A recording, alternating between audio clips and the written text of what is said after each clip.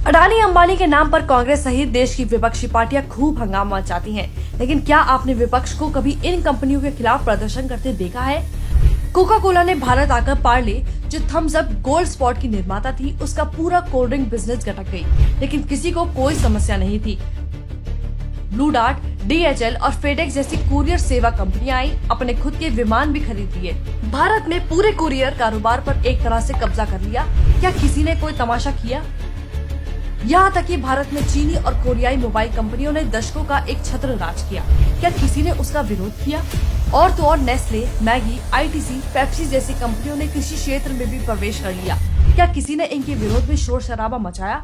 जवाब है नहीं, क्योंकि ये सारी कंपनियां विदेशी हैं, इसलिए देश के विपक्ष को कोई फर्क नहीं पड़ता कि ये कंपनियां क्या कर रही हैं, इन कंपनियों के मालिक कौन हैं। लेकिन विपक्ष की नजर में अडानी अंबानी सबसे बड़े ठग हैं।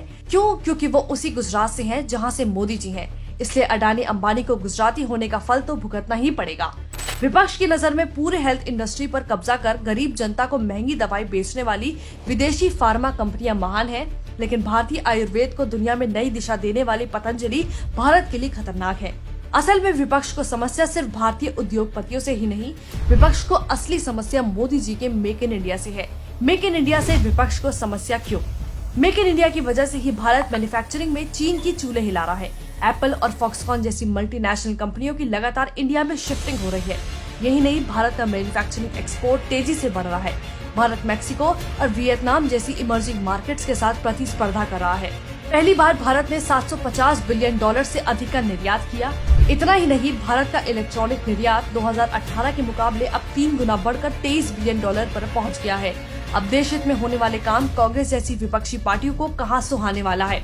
और ये कांग्रेसी जिन उद्योगपतियों को टारगेट कर रहे हैं, ये वो उद्योगपति हैं जो मोदी जी के मेक इन इंडिया प्रोग्राम को मजबूत करने में अपना हाथ बटा रहे हैं। इसलिए विपक्ष इन उद्योगपतियों के पीछे पड़ा है।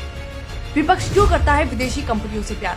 आपको याद होगा, कोविड के दौरान जब भारतीय कंपनियां कोरोना वैक्सीन बनाने की दिशा में काम कर रही थी, तब राहुल गांधी और उनकी पार्टी के नेता फाइजर और मॉडर्ना की लॉबिंग कर रहे थे। सरकार पर उन्हें जल्द से जल्द खरीदने का दबाव बना रहे थे। ये सब बीजेपी के विरोध के लिए नहीं था, लेकिन इन लोगों की मानसिकता ये है कि विदेश में बनी है तो भारतीय से बेहतर होगी। और कुछ लोगों की नॉन स्टॉप डिमांड को देखकर ऐसा भी लगा था कि शायद उन्हें दलाली मिल रही थी इन विदेशी फार्मा कंपनियों का परचम लहराने की।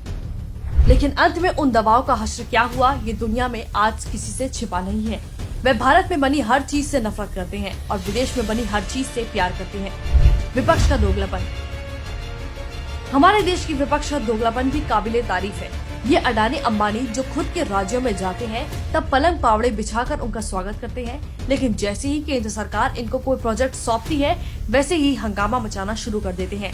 तो अब सवाल ये उठता है कि देश हित के प्रोजेक्ट पर अड़ंगा डालकर उद्योगपतियों को टारगेट करके इन विपक्षी पार्टियों को मिलता क्या है? सवाल ये भी है, विदेशी कंपनियों की लॉबिंग के पीछे आखिर वजह क्या है? कांग्रेसी नेताओं को इन कंपनियों से क्या लाभ मिलता है?